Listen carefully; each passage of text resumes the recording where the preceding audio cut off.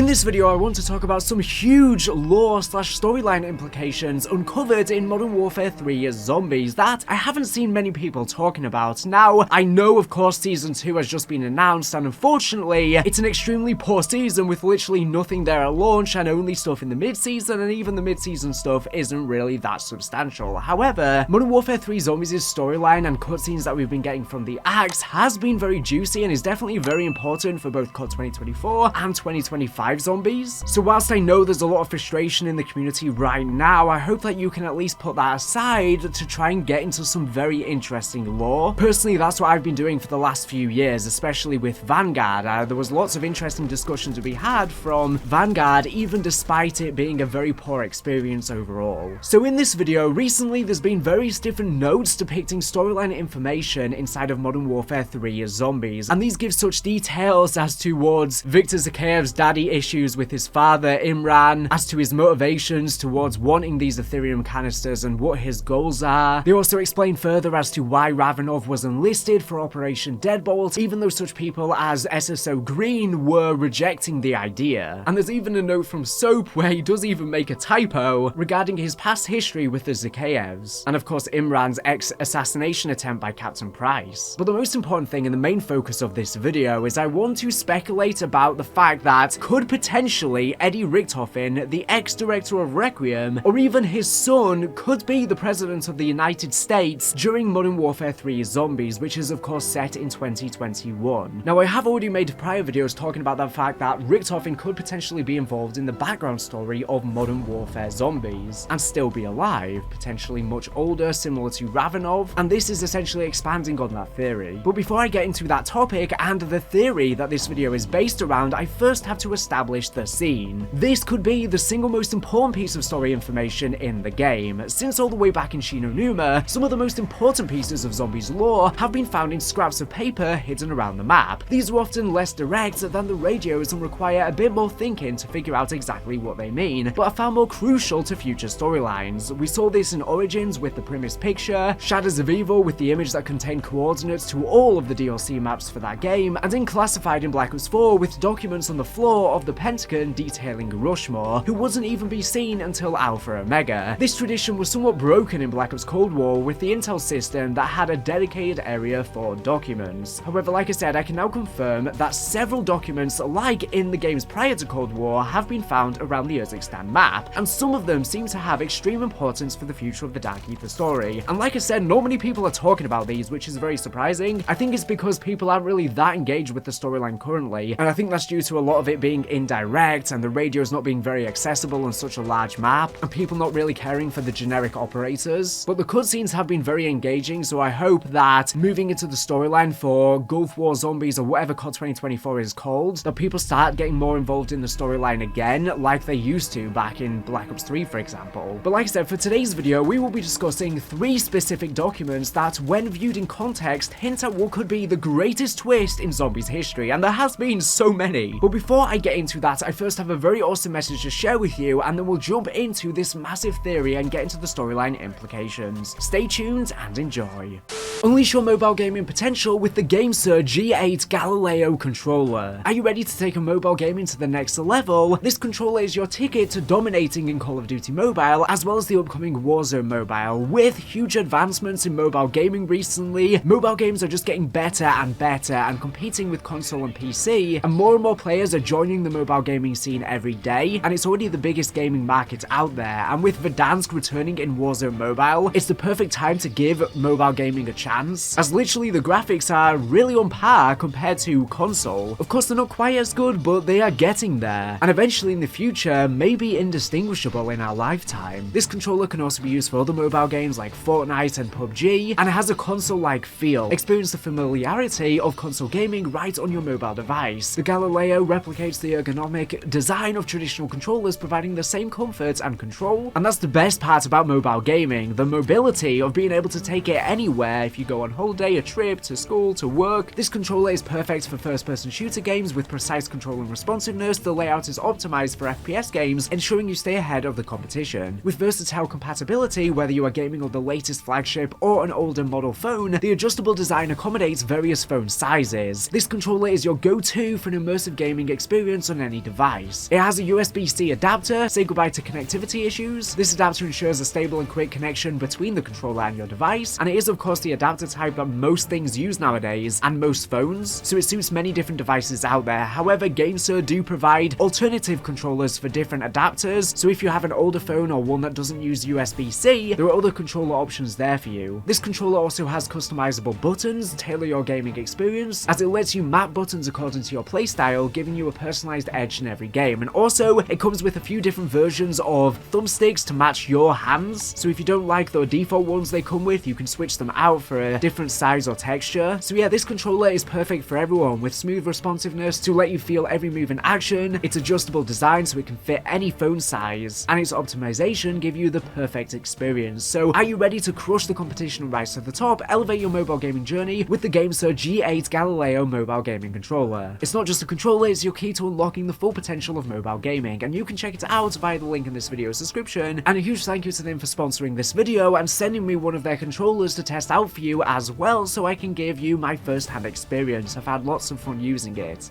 The first document we'll look at is the transcript of a message sent from Station Chief Kate Laswell to SSO Selma Green. For those not caught up, Laswell is a major character from Modern Warfare 2019, Modern Warfare 2's and Modern Warfare 3's campaigns, who has some background relevant to Modern Warfare Zombies in certain intel radios. After Operation Deadbolt begins as a classified CIA operation, Laswell is effectively the boss of Selma Green, SSO of Deadbolt, and she is directly responsible for bringing Ravenov to Deadbolt as an expert on outbreak zones. Furthermore, she secretly instructs Soap to keep an eye on him and do whatever needs to be done if he acts suspiciously. Green trusts Laswell, however the forced addition of Ravenov, someone who Green's contacts in Moscow are apparently scared to even ask questions about, has her understandably concerned. We have this note to Green from Laswell: I have received your field expert replacement request regarding Ravenov. Unfortunately, we cannot accommodate you. Given the unique nature of Deadbolt's mission, there is no one else who can fill his position. I assure you in time you will come to understand and appreciate his role on your team. Thank you for understanding. Sincerely, Laswell. This document expands on Green's suspicion of Ravenov, showing she actually wants him gone from Deadbolt, likely due to a lack of trust, but more importantly, it hints that he has been placed in this position by someone higher than Laswell. Her concerns also came because she felt like because he has PTSD that he could compromise the mission, which is definitely unfair prejudice, at least from a malicious intent, and he is, after all, the only person with prior Zombies knowledge currently in the story that can assist, which is why he has become a part of the team. She and Green have known each other for many years, so why else would Laswell risk alienating a long-time trustworthy colleague for a mysterious Russian who she herself is very clearly suspicious of? The next document, seemingly having been sent just after Zakhaev began the outbreak, details the initiation of Operation Deadbolt and seems to confirm that Laswell is merely following orders from a higher authority. FAO Station Chief. Transcript as follows. This is a TS/SCI message for Station Chief Laswell. You know who I am. I trust my identity and status have been appropriately communicated to you. The news is not good. It is bad. Bad in exactly the way we wanted to avoid. The clock has run out. We must mobilize immediately. Code word, Tangerine. Further details and precise coordinates of affected area to follow. Firstly, before diving into the content, there are a few military terms that we need clarification here. FAO stands for Foreign Area Officer. This is a US Army officer from any of the branches of the US Armed Forces who is an expert in political military operations with a focus on a specific region. TS/SCI stands for Top Secret/Sensitive Compartment Information. Information considered above top secret. This document details specific orders of the highest possible level of secrecy being sent to Laswell. While the outbreak is not directly referred to, the idea of an affected area combined with phrases like the clock has run out seem to point towards an end of the world scenario where a group must immediately mobilize to combat the threat. This just so happens to follow the exact mission protocol for Deadbolt, which according to the official story blog for Modern Warfare Zombies released with the reveal trailer for for the mode was an emergency contingency plan put into action by the CIA. Operation Deadbolt was created in the aftermath of the outbreak events witnessed by Requiem operatives during the events of the Cold War. The document then is essentially the entire inciting incident for the Deadbolt side of the Modern Warfare Zombies story. Without Laswell receiving this message, Zakhaev would have started the first outbreak in decades and possibly allowed the Dark Ether to consume vast sections of the world before anyone was any the wiser. We can't say for certain what the code word tangerine means, however, my assumption given all of these connections is that this is the go-ahead for Laswell to activate Operation Deadbolt as fast as possible. However, that would then confirm for certain that there is a higher individual than Laswell, not only with knowledge of Deadbolt and the concept of undead outbreaks, but someone who was actually aware of the outbreak in Urzikstan before her. This is made even more suspicious when the individual sending the message states, "You know who I am. I trust my identity and status have been appropriately communicated to you." Keep this line in mind, as it is a clue that, when matched with the next document, this final document is the ultimate piece of the puzzle here, and not only this, it ties into some documents actually found in Black Ops Cold War that I've mentioned in a previous recent video, where I talk everything regarding Operation Janus, the Janus Corporation, which Richtofen has been working on with a super rich group, on some sort of clandestine projects that we don't know what the end goal is for both the shareholders as well as Richtofen himself, who is likely using said shareholders. Specifically, this is a set of documents that aren't from Requiem but from the executive office, but more on that later. CO Operation Deadbolt SSO, from Classified, I wish to convey my gratitude for your leadership on this operation. It is a job I did not wish on anyone, but yet you answered the call. This will not be forgotten. In terms of resources, rest assured you have the entirety of my office and the Pentagon at your disposal. Keeping in mind this discretion is paramount. Looking at your record, I feel confident leaving this extinction level threat in your hands. Thank you for your courage and service. The thing that is to be pointed out about this document before literally anything else, and I cannot stress this enough, is the seal at the top. Note that it says Seal of the President of the United States, and is an official memo from the White House. Then within the document, the sender has informed Green that she has all of the resources of quote-unquote my office. This means that this document was sent to Deadbolt by none other than the President of the United States himself or herself. However, if this is true, then why is the name Classified? Some could argue here that this is to avoid being political, but if that is the case, why did they bother even specifying that this document came from the President's office and have them write my office in the text? If Treyarch truly wanted to just avoid the politics of naming a real president, they could have sent this document from any fictional military officer who exists within the Call of Duty canon. Name a fictional president, like in Black Ops 2, who was actually a character known as Marion Bosworth, at least as of 2025. In 2020, she was the House Speaker and then won the Democratic nomination for President of the United States. This would suggest that she should be president during Modern Warfare 3 Zombies now that everything is in the same universe, and Black Ops 2 is seemingly still canon, but it is possible that this slight detail may just be retconned or just a part of the old multiverse. Because if she is the president, then I doubt her name would just be censored, since we already know who she is. There is also the possibility that she is just the president to the public, and potentially Eddie Richtofen or someone else is the real president running things behind the scenes, but that would be a crazy conspiracy theory type thing, but Black Ops is always known for that. And Treyarch could have just even, like I said, not mentioned the president entirely. So I believe the redactation is very intentional, and we are meant to ask the question of who could the president be? In Black Ops Cold War, we were given repeated mentions of the director of Requiem. However, whenever his name occurred, it was always redacted. This caused a debate at the time over who it could be. My argument was always that they wouldn't black out the name of a wholly new character, as there would be no point whatsoever, and so it had to be a character we already knew, likely Eddie Richtofen, as at the time, he was the only character unaccounted for, and that is exactly what ended up transpiring. It may be very tempting then to argue here that it is in fact Eddie Richtofen once again, once the director of Requiem, who is now running the United States of America as a shadowy president. And that's definitely a possibility. As I mentioned earlier, in my previous video on Project Janus, I went over several documents that were labeled as being from the executive office. As I stated there, this title is often given to the office of the President of the United States. Now, while I don't believe Eddie was president during the time of Cold War, obviously, he clearly held massive sway in government and could easily have become the president should he and or the Janus Corporation have needed it. And during Cold War Zombies, as he planted himself as the director of Requiem, he clearly had power in government and sway all the way right up to the highest office in the country, and maybe even had a direct relationship with the president, which would definitely lead to the credence that he could eventually become the president himself further down the line. However, However, I want to provide an alternative theory here, and one that I think would be the true greatest twist in Zombies. Currently, at the end of Cold War, Eddie's son, Samuel, is presumed dead, along with his mother, that we see on a portrait on his desk when he shuts down Requiem. As discussed in many of my old videos, the likely goal of Project Janus is, at least in some capacity, to bring Samuel back to life, as it is speculated right now that his son is called as Samuel because we know that prior to the events of Cold War Zombies, Gregory Weaver was given intel by the CIA on a target for elimination. He thought he had killed the target and then burnt down the house afterwards, only later learning that his wife and son were inside. And this could explain why Eddie has scars on his eye and throat because of that failed assassination attempt by Gregory Weaver. And this son seems to have somehow potentially ended up in the dark ether as an ethereal orb, potentially bonded with Mr. Peaks. There's lots of speculation there, but regardless, it seems like Eddie had a son and maybe he's trying to rescue him and get back at those who hurt him. And if part of Project Janus is to bring Samuel back to life, and if from the picture we see on Eddie's desk we make a conservative estimate and say Samuel is 5 years old at the time of his death, if we can even call it a death, if he ended up in the dark ether or his soul ended up in there after his death, regardless of what happens, if Richtofen was successful in bringing him back during, for example, COD 2024 Zombies, during the next phase of Janus that we see in this Cold War Zombie sequel, which would take place sometime in the 1990s, then Samuel would likely be brought back to life at that age, around 5 years old. If he was brought back in 1990 at 5 years old, then by 2021, when Modern Warfare Zombies take place, he would be 36 years old, or at least around there. The minimum age requirement for a sitting US president is 35. Realistically, Samuel could have been older at the time of his death, but by using the smallest possible estimations here, we can with reasonable certainty conclude that Samuel would be of suitable age. This would be effectively a double twist, with the possible end cutscene for Modern Warfare Zombies being with the reveal of Eddie's face, much like we saw in Cold War Zombies. Players would be shocked to see a still young Eddie as the president, only to realize that it's actually Samuel and just looks similar to him, and he has been orchestrating the events of Operation Deadbolt behind the scenes from the highest office. Circling back to the code word Tangerine document, we can see the phrase, "You know who I am." While this could be nothing, it's worth noting this is an inversion of the phrase uttered famously by Ultimus Richtofen,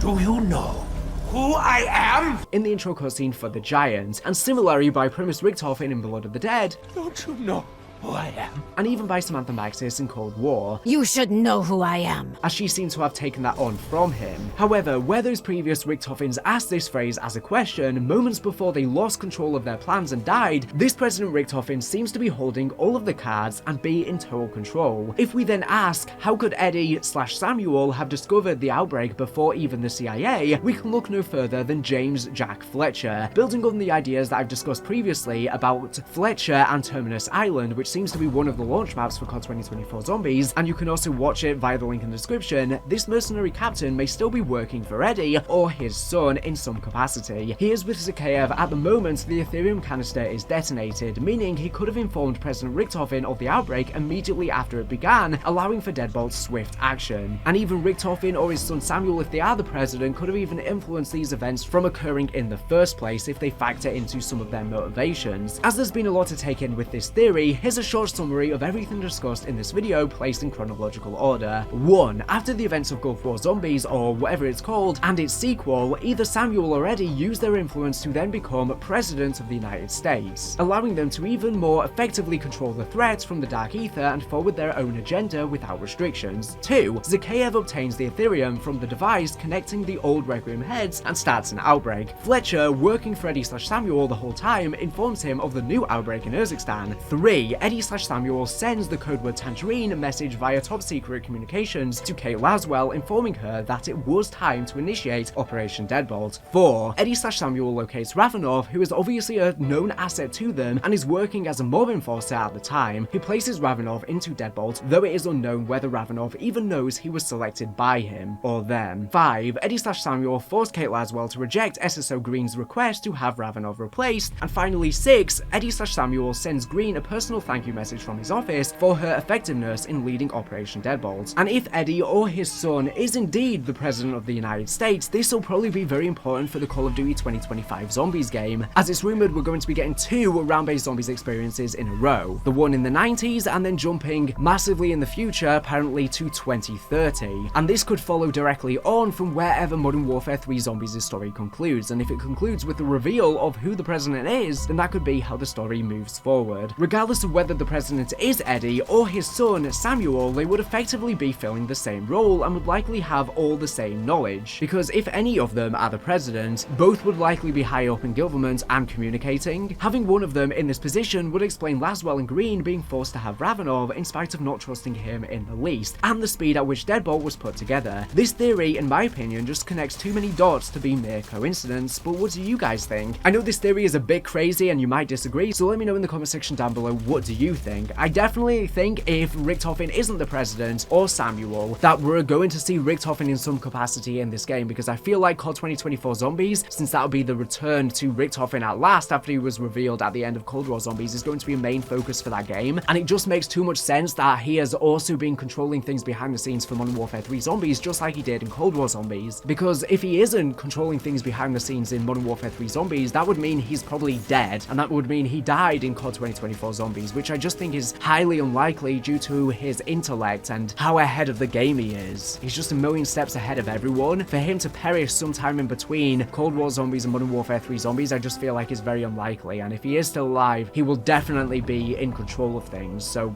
that's just my opinion. Whether he is the President or not, I'm sure he has been controlling things in some way, like I've previously talked about with regards to Fletcher and the ties to Terminus Island. Anyways, I'll have many more lore videos in the future and theory videos. No one seems to be making them at this current point in time, so it's going to be a big focus of the channel. Like I said, in this video's description, I'll have a link to a video where I go over everything regarding Richtofen's Project Janus and all of the teasers we've gotten for Gulf War Zombies, and I talk more about this President theory a little bit in there as well. And I will also have a link to videos regarding Terminus Island as well as the West Virginia town, both of which seem to be the 2 launch maps for COD 2024 Zombies, and I go over all of the backstory for them, because there's backstory regarding them in Modern Warfare 3 Zombies even, giving us clues where we will be heading next. Anyways, thank you for watching the video. Make sure to subscribe if you're not here for the latest and greatest Call of Duty news and information. So anyways, thank you for watching, and bye.